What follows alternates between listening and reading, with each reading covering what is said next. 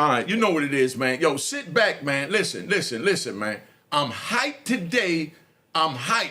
You understand what I'm saying? I fell back. I've been throwing up my throwback joints because I was in my militant mode, and I'm hyped. And I want to take y'all on what we call a unique ride today. All right?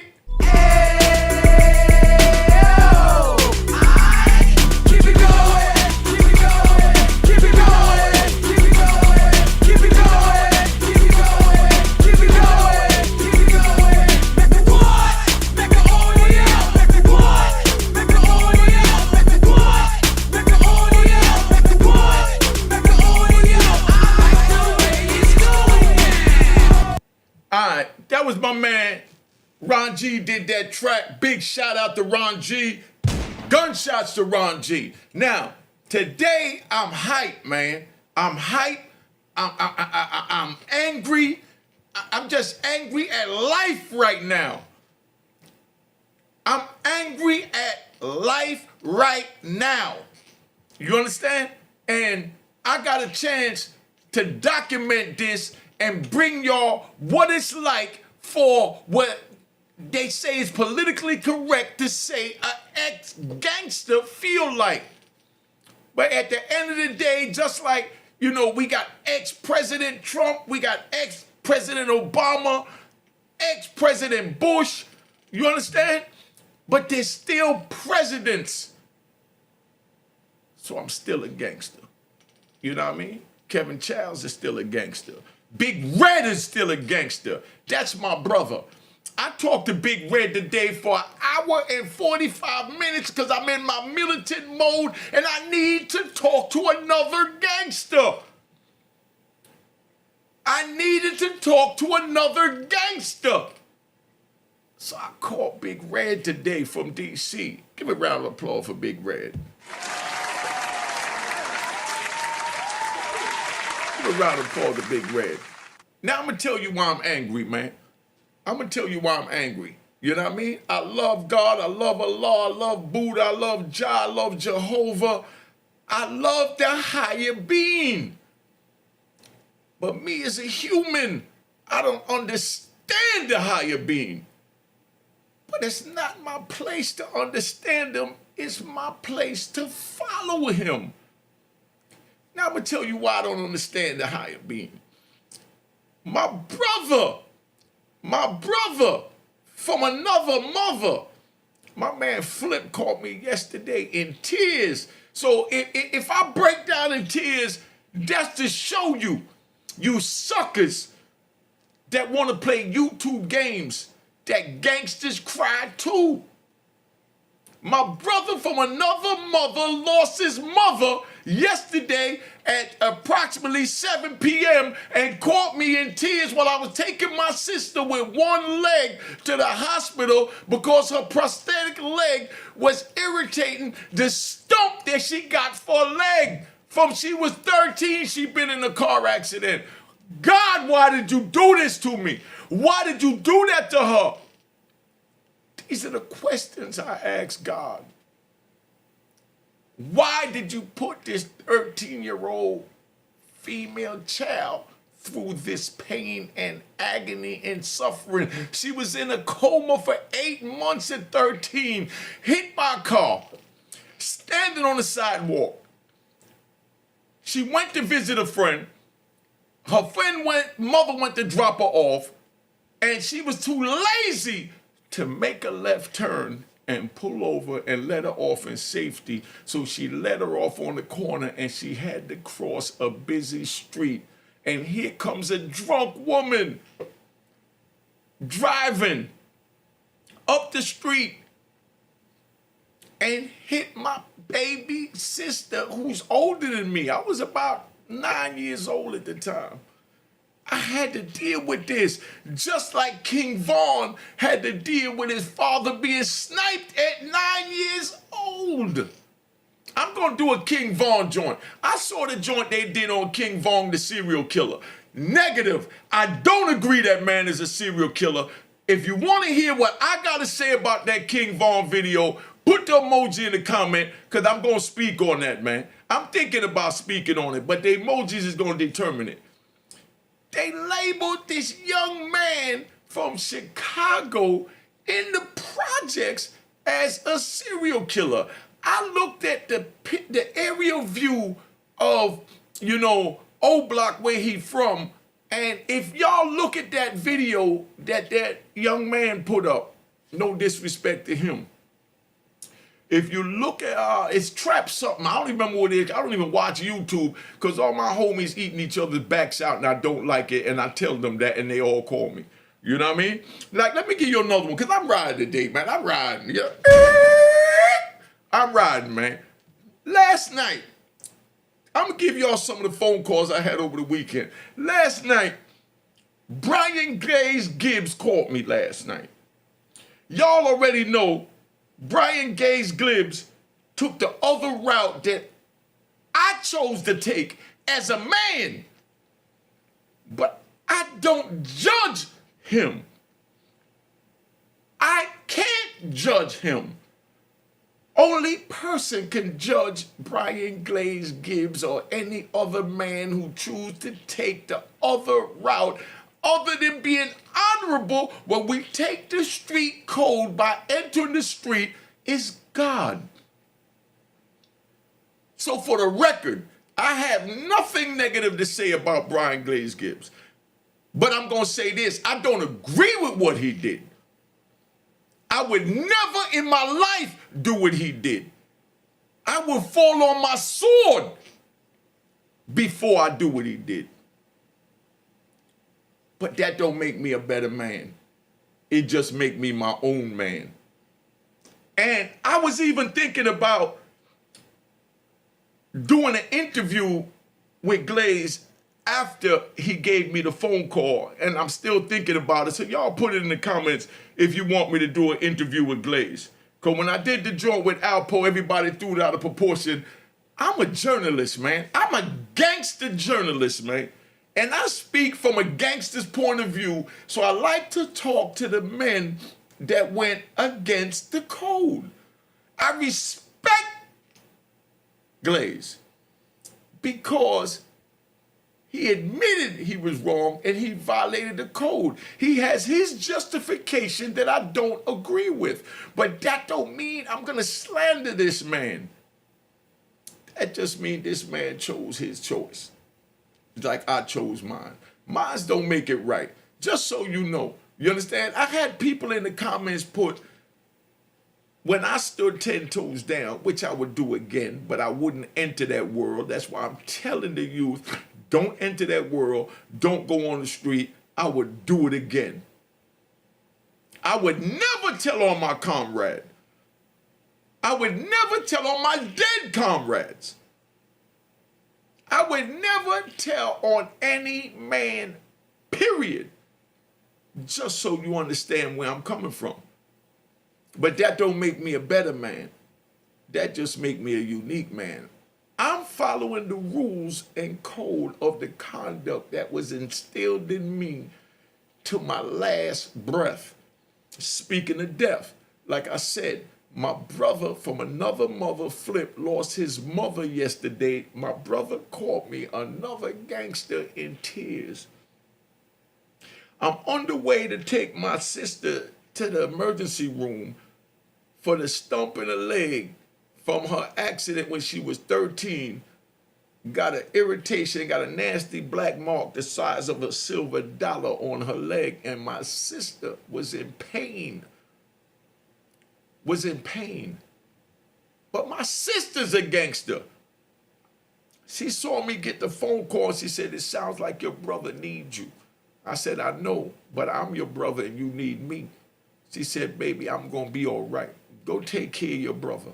So I took my sister to the hospital. I dropped her off. She's 61 years old. January just passed. So I dropped my sister off at the hospital.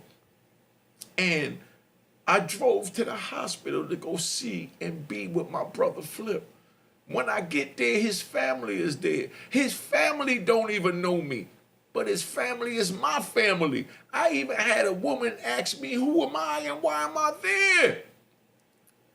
My words to her was, I'm family, by way of flip. You understand? My brother was in tears, and I had to go there to be by his side because his mother's 82. My mother's 88. My mother waited 26 years for me to get out of federal prison. From the day I got locked up, my mama told me one thing.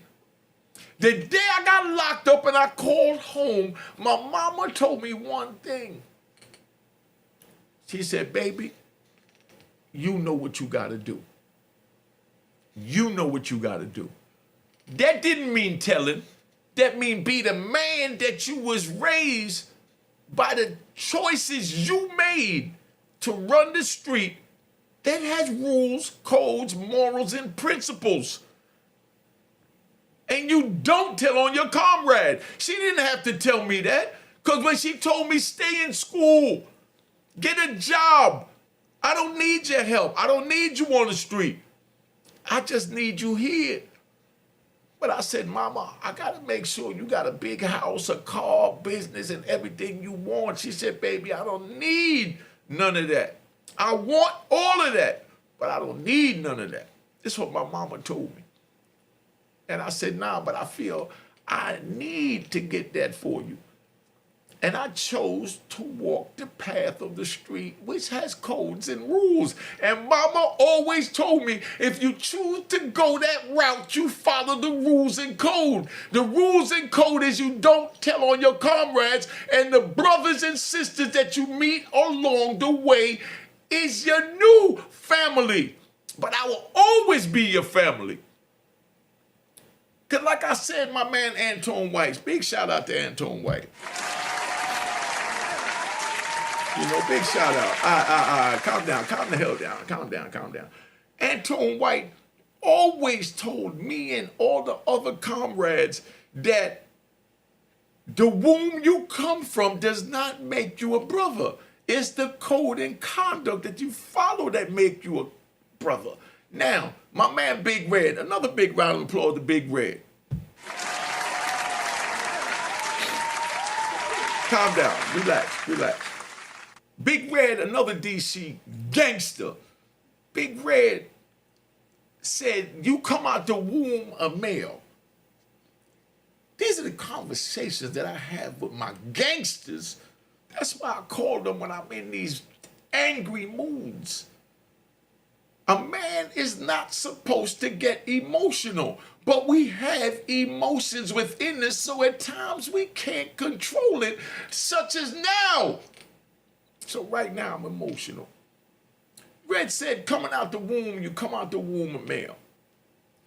Then it's your code and conduct that you learn along the way that makes you a man. Do you understand what I'm saying? Do you understand the words that are coming out of my mouth? Cash App on the screen, man. Cash App on the screen. Let's get this right so y'all know. Here go the announcement. You know? Special announcement, man. If you go to my Cash App, $ Unique Mecca Hall, and it don't say Waynesworth Hall, don't send money. Period.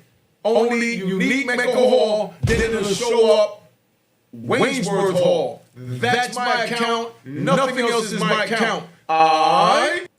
Now, I say that to say my Cash App was duplicated. It wasn't hacked, so I still get my money. So no excuses for y'all not to show love and support the movement. When you put in $ Unique Mecca Hall, it'll say Waynesworth Hall, and it'll be a little greenhouse next to it. That works. Let's get this moving, because we got to keep this going, because I gave y'all a lot of jewels. Antoine White, because you come from the womb, don't make you a brother. It's your code and conduct. Big Red, when you're born a male. And your code and conduct that you follow along the path of the journey that you choose is what makes you a man. Jewels that need to be reciprocated. Like I said, Cash App on the screen. Let me get back to where I'm at because I'm angry right now. But I'm trying to keep my emotions in check because men is governed by their instinct and desire to survive, and a woman is governed by her feelings and emotions. I know y'all want to get with this technology that the United States of America implanted in our society, that a woman is created equal. No, you're not equal. You're not less than us. You're secondary to us. And that's not a disrespect. Because even though you're secondary, you're most necessary, because a man cannot move forward without a strong woman next to his side. So you're secondary but most necessary, not as a disrespect. You're not physically strong as a man. Period. A woman has 6 ounces of brain cells, is what I was taught in the 5% Nation. A man has 7.5. That half is considered as infinite because our knowledge is infinite. Knowledge is infinite.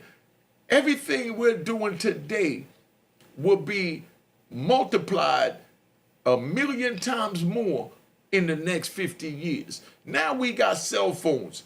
In 50 years, we'll be able to just think of who we want to talk to, because that's how it was back in the beginning of the time before we was corrupted, where we dealt with mental telepathy. Y'all might not understand that, so I'm not going to even get into that. You know what I mean?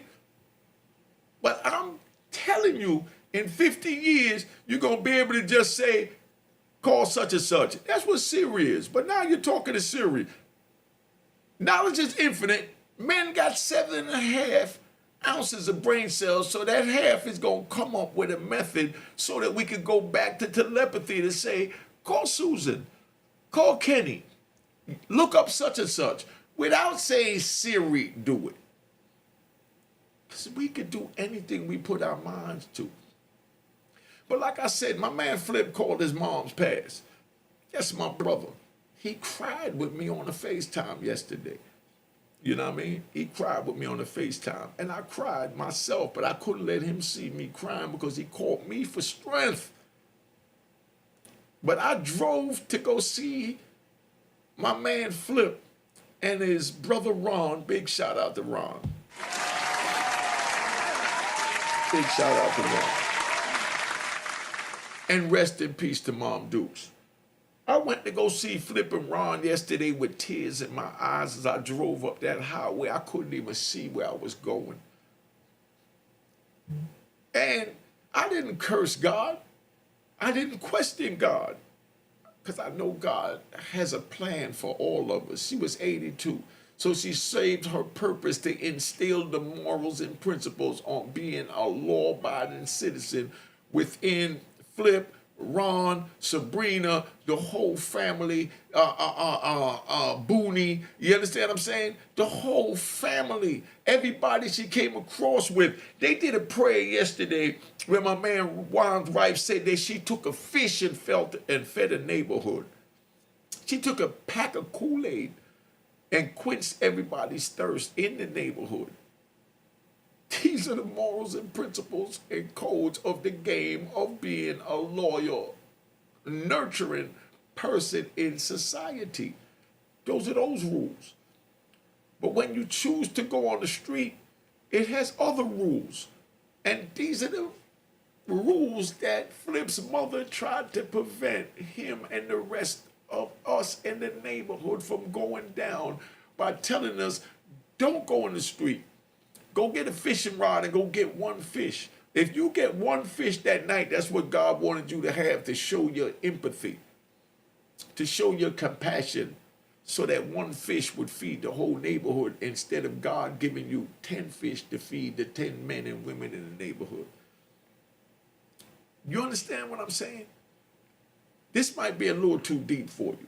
But now, you know, when I get there, that's what's going on with Flip. Then I get another phone call from my man La, you know, a.k.a. Latif, you know what I mean? You know, from the Bronx, but he moved down to Baltimore and was down there for about 3 decades. He called me and said, Unique, I just decided to pack all my stuff and I moved back to New York. You know what I mean?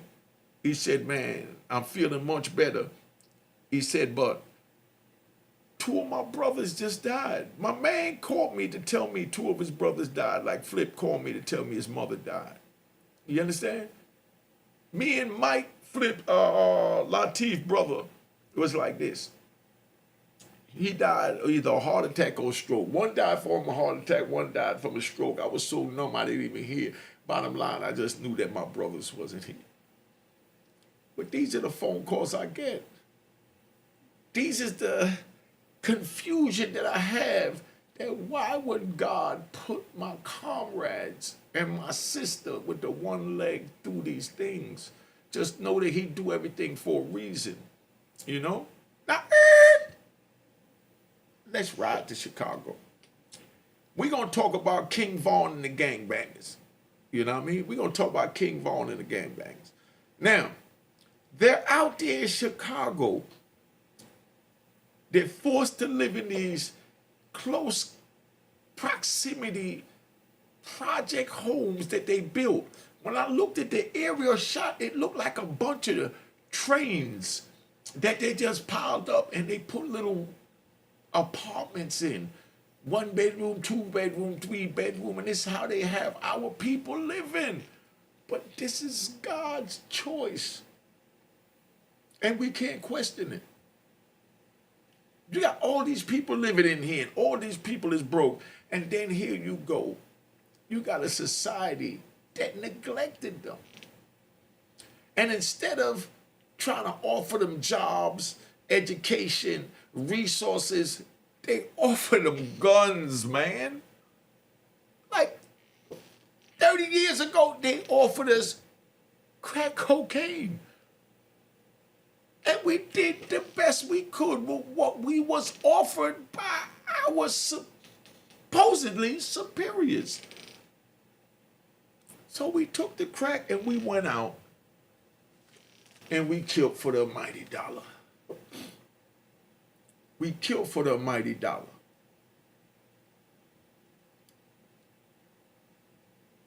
The killing, the madness that we did during the crackhead era was for this. You understand what I'm saying? And then to show you how crazy this is. And this is not to shine for you troll, you suckers, you cocksuckers. Because I hate you trolls and rat bastards. And I'm not no rat bastard, because like I said, if a man chooses to tell, that's on him. I say a rat bastard for the ones that can't claim responsibility for what they did when you know you violated the code. And that's why I said I respect Brian Glaze Gibbs, because he knows he violated the code. So that just makes him a man that told. But a rat bastard is one that makes excuses for what he did. So I'm separating the two so you understand. I'm not calling my man Brian Glaze Gibbs or a nigga that told a rat bastard, even though I don't agree with none of that. He's just a man that told that fold that was weak under the circumstances when the pressure came. You never know who you are. You never know what you face. You never know, you know what I mean, what you would do until you placed in these situations. I was placed in this situation where I could have told on my brother who was dead and walked out a free man. I wouldn't be able to sleep with myself. The next man that's placed in that situation, he may be able to sleep with himself. So he makes the choice to tell on his dead brother. That's that man. It's not my place to judge him. Only Allah could judge us. I don't agree with it. Let me always say that. You know what I mean? But just like you got a rabbit, you know, you got a lion, you got a tiger, you got a wolf, and you got a sheep, and you got a butterfly, a caterpillar, and all of these is different mammals and animals and, you know, even humans that told that God put in the universe. As long as you know what they are, as long as they follow the code of what they are, then that's what it is. That's who they are. And when a man shows you who he is, you believe him. So don't let a man sit here and untold on 50 people, and then now he come home and he's telling you, oh, I'm a man, I got the pack, I got 20 keys, take this 10 keys, make this money, let me entice you, let me this, let me that. No. If you choose to deal with him and he tell on you, he's doing what a man that ratted would do. Just like if you're walking down the street and you see a dog and the dog bites you, or you're walking in the woods and the snake bites you. You don't get mad at the dog or the snake because they do what they do. So you can't get mad at the rat for telling on you. Unless he concealed that he's a rat. And that's why I don't have a problem. I do got a problem. Let me correct that. I don't even know how to say this. You know what I mean? I do got a problem. You know what a man telling. You understand what I'm saying? When he entered the street world.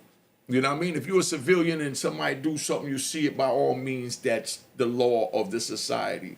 Just like the law of the street world is, you don't tell on the circumstances. My mother was house invasion, pistol whip, tied up, the whole nine. She never told, I never told, because that's the damn code, man. But if I was a working man with a 9 to 5 and the same thing happened to my mother, I would have every right to tell. But I wasn't him. My mama knew I wasn't him. So my mother couldn't tell. And I couldn't tell. It's just up to me to deal with it. And the injustice from the street code that I chose to enter and honor. So that's why I'm telling the youth, don't get involved in the street, man. So you ain't got to make these tough situations where your mama get pistol whipped, you know, house invasion, tied up, and you can't go get help.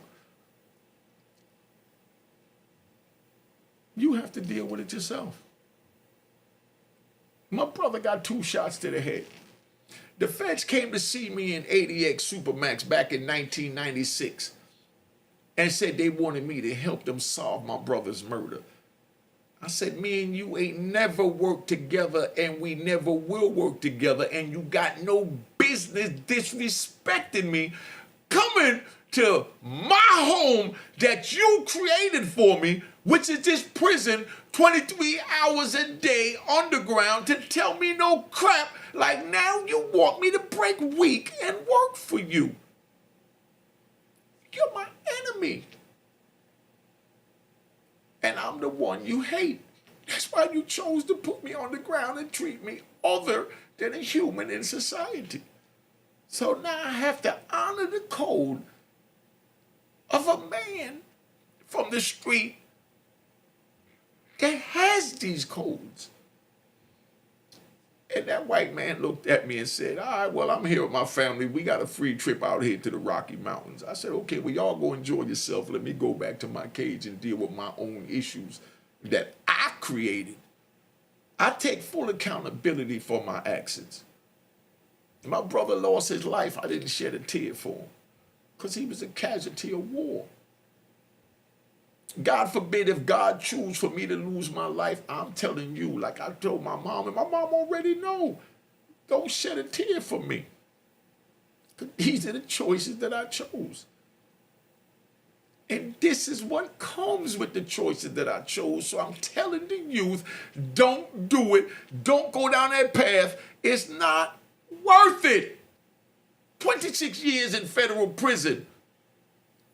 Out of 26 years, I was locked up half of that in special housing unit, what they call the SHU.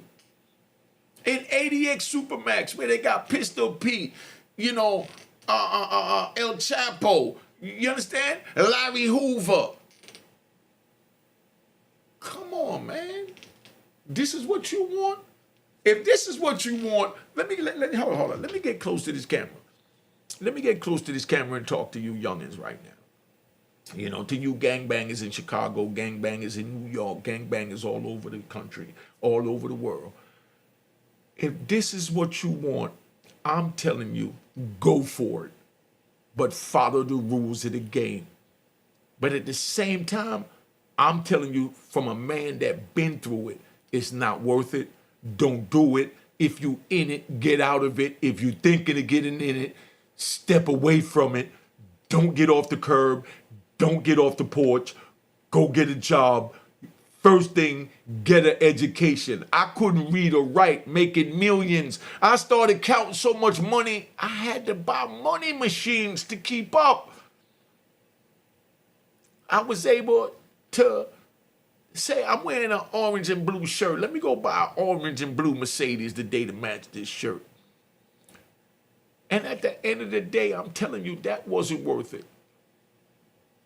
Because where was the orange and blue Mercedes while I was sitting on the ground in ADX Supermax? Man, hold up, man. Let me put a little music on to cheer this up because I'm getting emotional.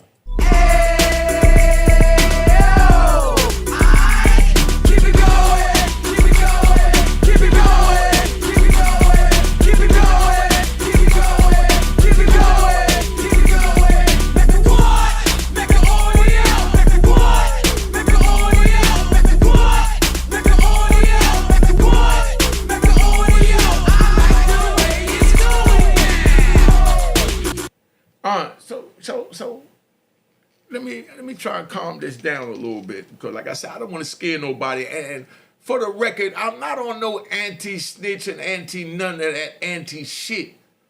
Let's get that straight. If you're a civilian, you paying taxes, they steal your car, they break in your house, they rob your mother, they kidnap your mother, they do any of that, report it to the police.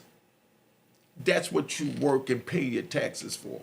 That's a democratic society. But if you choose to go on the street while I'm telling you and explaining to you and showing you that it's not worth it, just know that there's also rules to that, and that don't mean calling the police. That don't mean telling on your dead homies. That don't mean telling on your dead brother. That don't mean telling on your comrades. So to not put yourself in that situation, I'm telling you not to get involved. I can't say no more plainer than that. You know what I mean? Now, let me explain to you what makes them. You know, I think I've been on here long enough, man. I've been on here 30 minutes. I don't know if you niggas is listening, man. I know my loyal subscribers is listening. Whoever is not subscribed that's watching my joint, I'm telling you, and should I say I'm asking you, please subscribe now so we can keep this movement going. If you're not subscribed, subscribe. Don't just watch me and don't subscribe. If you don't like me, don't watch me, then don't subscribe. But if you like the content, hit the subscribe button before you tune out. Okay. Now, I'm going to go a little further. Like I said, La lost his two brothers. He caught me in pain. Flip lost his mother. He caught me in pain. You know, this is the type of thing that I have to deal with. I'm sitting here taking care of my mother, 88 years old. My mother is 88. When I went to prison, she was in her 50s. Me and her used to go to the Roman pub, and I even took her to 5th Street on the beach. Big shout out to Manaman. You know what I mean? Me and my mother used to party and club hop, my nigga. I was in my 20s, she was in her 50s. You know what I mean? Late 50s. And then here it is, you know, I come out of jail after taking the path she told me not to take. She emphasized for me not to take. She done had a stroke. She done fell down and hurt herself where she can't walk no more. Now I gotta push my mother in a wheelchair from the bedroom to the living room for her to sit down for 8 hours. And then it get about 12 hours because she go in there about 9 o'clock and we put her in at 9 at night. She watch TV. She like, what's that clown? Not clown. What's that man's name? Joe Brown. Because my mama heard me call Joe Brown a clown, she'll have a heart attack. But I do like the dude. But you know what I mean? I'm just right now, I'm just in my gangster mode. But she like Joe Brown. I think that's his name, right? Joe Brown. You know, the black dude. with the Steve Harvey hairline, But she liked that dude, and she sit there watching him and, Young and the Restless and all that all day. From 9 in the morning, she's out there in the living room until 9 at night. Then we push her back in the wheelchair in the living room. I got to be here at lunchtime to make sure I feed my mother. You understand what I'm saying? So my sister with the one leg is here, and she has a prosthetic leg.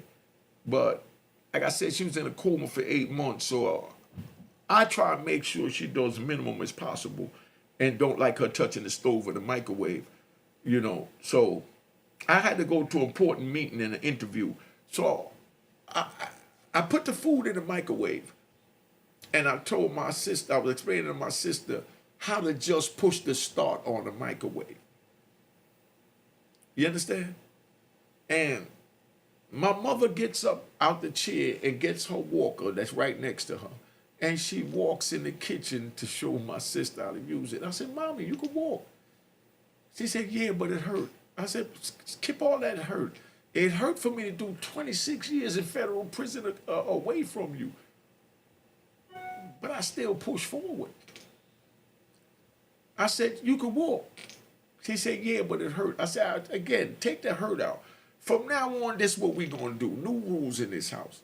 Ain't no more wheelchair from the living room to the bedroom and bedroom to the living room. That's done. There's no reason in hell, the same way you just walk to be nosy, to come see me showing my sister how to use this microwave, for you to sit there and say you can't walk in the bedroom. So I took a damn wheelchair and put it in the garage. You know what I mean? So now anywhere she want to go in the house, if she want to go, she got to take this doggone walker. So the first night I did it, my mama said to me, right, so y'all crazy this is, gunshots, all right, gunshots, My mama said to me, well, if you ain't gonna push me out in the wheelchair, I'm just gonna stay in the bed all day. You know what I mean? Because she got a big TV in the room too. I said, okay, you're welcome to stay in the bedroom. But I'm telling you now, I'm gonna plug the TV out. You know what I mean? I got to give my mama tough love because I'm her man right now. I'm her husband. I'm her father. I'm her everything right now. She's 88 years old. I said, if you think you're going to lay in that daggone bed all day and watch TV because you trying to spite me because you don't want to walk from the bedroom to the living room with the walker, I'm going to plug that TV out. You look at that blank TV, because I looked at that blank TV with no TV for 26 years in federal prison. I don't even like TV. You understand what I'm saying? So she said, oh, you would do that to me? I said, Mommy, you believe I love you? She said, yeah, I know you love me. I said, okay, so I'm doing it out of love. And my mama said, give me a kiss, baby. You know what I mean? Because one thing for sure, two things for certain, you ain't going to let Mommy do nothing wrong. I said, yeah, you doing wrong, sitting here laying in that bed and sitting in that big-ass rocking chair we got you for $3,000 with your feet cocked up. You know what I mean? So end of the night, Mom Dukes got up, took her time and got on that walker and took one step at a time into that bedroom, and I walked right behind her with my arm around my baby's shoulder. I was in federal prison. I was supposed to die in federal prison. I wasn't even supposed to be able to have this moment. And you can't imagine the joy I felt when she finally made it to the bed, turned the walker around, and I went to help her to move the walker, and she said, nah, nigga, you ain't want to help me by pushing me in a wheelchair. Now you want to help me sit on the bed after I made it all the way in here. That's my mama. That's how me and my mama talk. You know what I mean? I said, all right, well, sit your old ass down there. Let me go get you something to eat. You know what I mean? And she said, nah, before you go anywhere, you give me a kiss. And I gave my mama a big hug and kiss because that's how we work together, man. You know what I mean? But these people stole 26 years of me and my mama's life from each other. 26 years, man. So if you youngins want that, y'all continue to do what you do.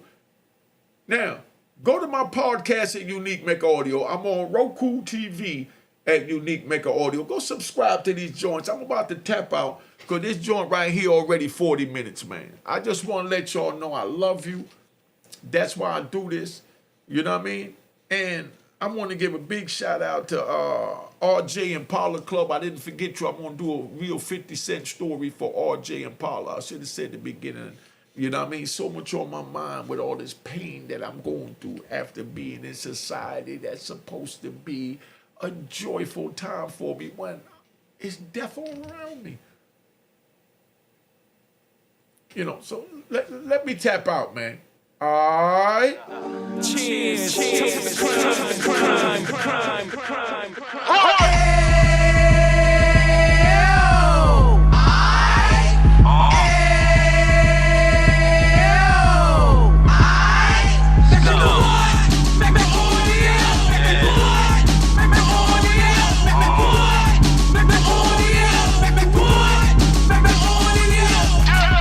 Fresh out the can of 26, back on the strip, get it back in the mix. What minutes is gift?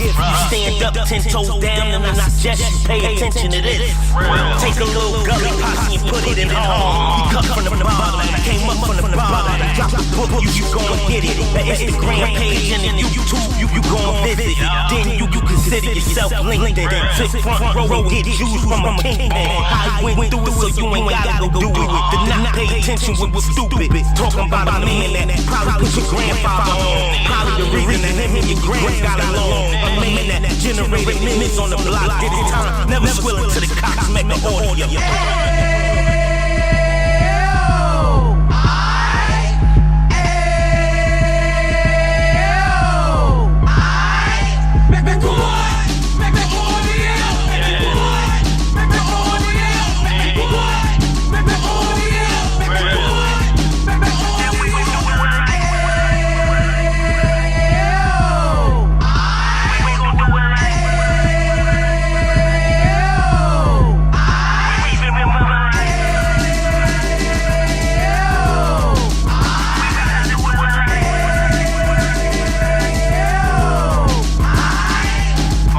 Get it out like 2 G's in the night.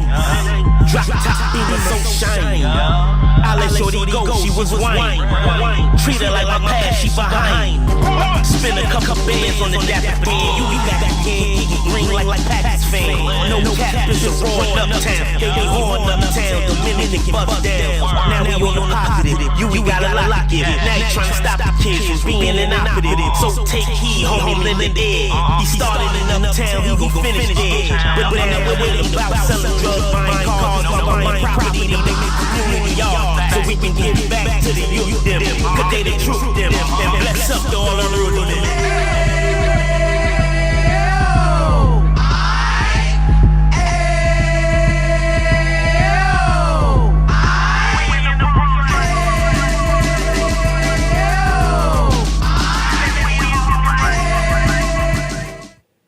All right, so that's what it is, man. Unique Mecca Audio, I'm tapping out. I just wanted to make sure that I introduce y'all to what was going on so y'all see that, you know, life is hard, man. Ain't nothing easy about this.